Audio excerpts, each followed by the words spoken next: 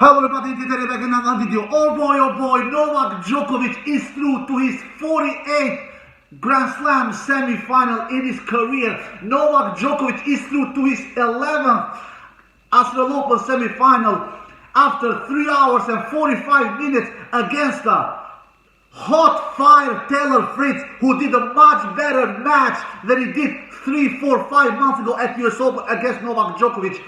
And I had a feeling when I previewed this match yesterday that Taylor Fritz, he will not play as poorly as he did 4 months ago at US Open in the quarterfinal match against Novak Djokovic, when he more or less got beat down 6-1, 6-4, 6-4. This time around, Taylor Fritz, he showed up. At least for the first 2 sets, he really showed up.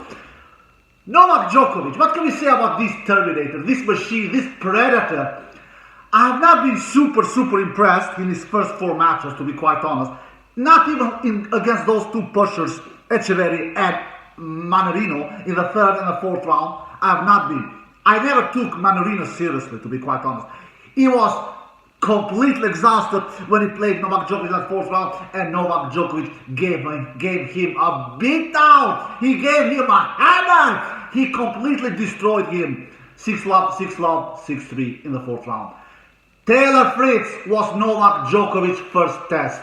Taylor Fritz, who played his match of his life against Tsitsipas in the 4th round and defeated Tsitsipas in 4 sets after doing 50 winners and 19 unforced errors only. He did 31 more winners and unforced errors against Stefano Tsitsipas. Taylor Fritz in the 4th round. He won 86% in his first serve. He won 53% in his second serve. He landed 70% first serve in against Stefano Tsitsipas, Taylor Fritz.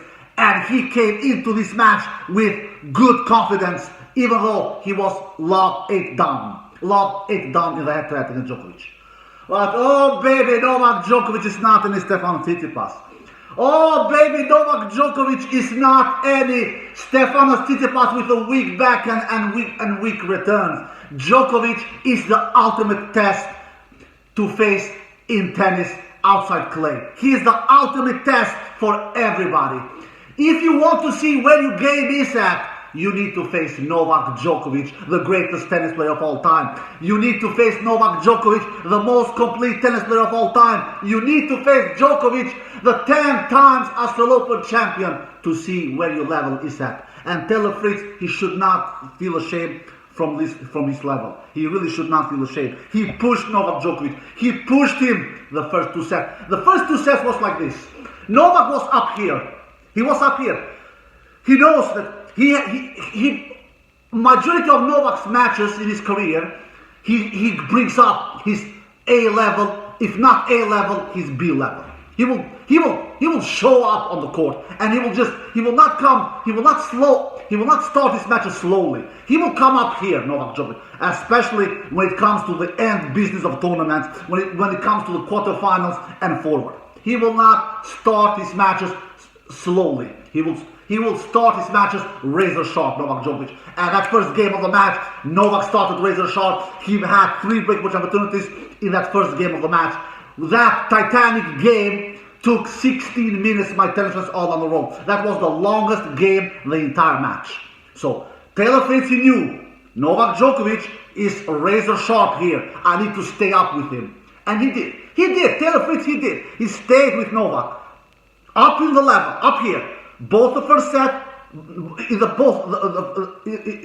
first couple of sets, the first set and the second set, he stayed up with Novak here, and he even had 2 set points in that 12th game of the first set.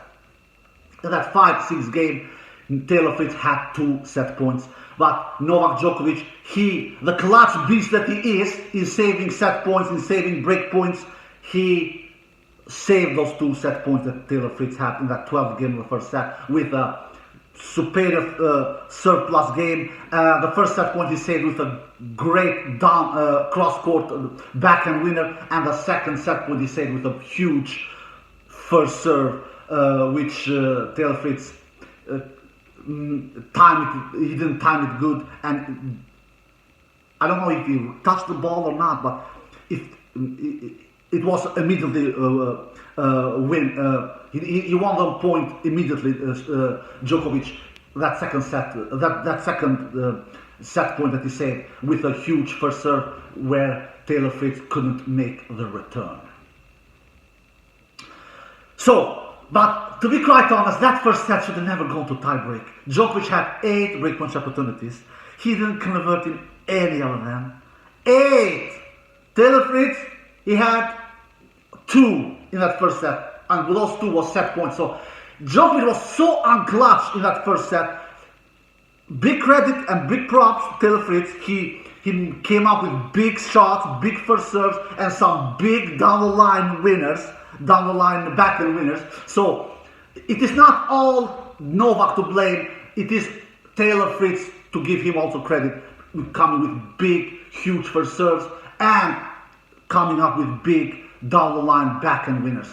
So the first set, that should have never gone to tiebreak because Djokovic was the better player according to me. But in the tiebreak, Djokovic, he just raised his level even more, didn't do one single unforced error in that first set tiebreak and won that first set tiebreak 7-3. After that, Djokovic had his worst game in the entire match, according to me, which was the first game of the second set. Djokovic, that first set took a lot out of him. It was heat, it was very sunny. That first set was the longest set of the entire match, 84 minutes. It took almost 1.5 hours to complete that first set. So that first game of the second set, Djokovic, he felt he was exhausted, at least what I could see. And that's why he did do 2 double faults in the same game, in that second set, first game. And he was broken for the first time, Novak Djokovic. He gave away that game to Taylor Fritz, to be quite honest, according to me. And after that, Novak continued to create breakpoint opportunities, but still couldn't convert.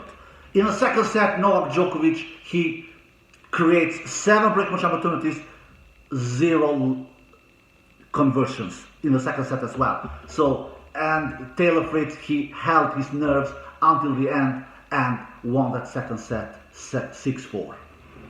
So Djokovic was 0 to 15 in breakpoint opportunities the first 2 sets. 8 breakpoint opportunities in the first set, didn't convert in any of them. 7 breakpoint opportunities in the second set, didn't convert in any of them. So Djokovic should have not lost the second set as well. He should have not lost it, according to me. Because he had much more chances than Taylor Fritz, both in the first set and the second set. Much more. Taylor Fritz was not even close in creating breakpoint opportunities, both in the first set and second set, as Novak was. But Taylor was much clutcher than Djokovic, at least in the second set. So, and Taylor won that second set 6-4. And then Djokovic, he decided, it is enough. I have had enough with you, my friend. I'm pushing the beast mode button. I'm pushing the beast mode button. Enough is enough, my friend. Bam! Broke Taylor Fritz serve 2 times in the third set. Bam! 14 winners in that third set. 1 unforced error. That was Novak Djokovic by far best set the entire match. 14 winners, only 1 unforced error in that third set. He just decided, I have had enough from this dude. I have had enough in not breaking this dude's serve. He has been unbreakable the first 2 sets. Enough is enough. I'm breaking him now. I'm breaking him here and here right now. And he broke him 2 times in that third set. He had 2 breakpoint opportunities in that third set. Djokovic, he converts in both of them. He was 100% in breakpoint conversions in that third set, Novak Djokovic, which was definitely not the case in the first and the second set. Bam! 6-2. And then in the third, Djokovic kept on playing, if not beast mode, for sure great mode level in the fourth set.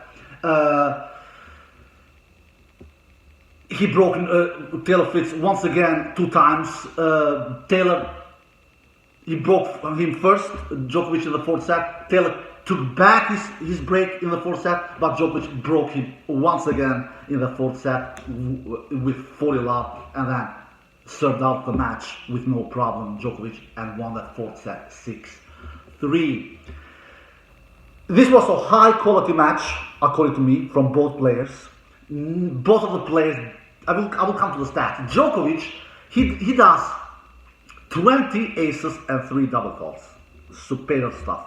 Djokovic lands 63% first serve in, won 82% behind his first serve, which is really, really good. Winning 82% behind the first serve. He won 58% behind his second serve, which is also really good. He was really poor on breakpoint conversions, which he admitted himself after the match. He was 4 out of 21 in conversions in breakpoints, and mostly, and that stat is mostly because of the first and the second set. Because in the third set, like I said, he was 100% in breakpoint conversions, 2 out of 2 in the third set. In the fourth set, he was 50%, 2 out of 4. Djokovic, and in the entire match, he ends the match with 4 out of 21 in breakpoint conversions. Novak Djokovic, he does unbelievably 52 winners, Novak Djokovic, and 26 unforced errors only, which makes it to 26 more winners than unforced errors. Unbelievable stuff. Unbelievable stuff. By far, Novak Djokovic's best performance at Australian Open this year when it comes to winners unforced error ratio. 26 more winners than unforced errors. And in the entire match, wins 148 points, Novak Djokovic. Taylor Fritz, he didn't do much better, a much worse match. He did a little worse match, of course, because he lost in the end. But he was not like Taylor defeated himself. It was Djokovic who defeated him.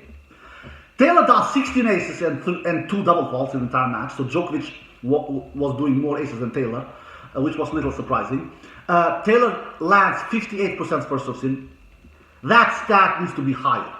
He landed 70% first serve in the Tsitsipas.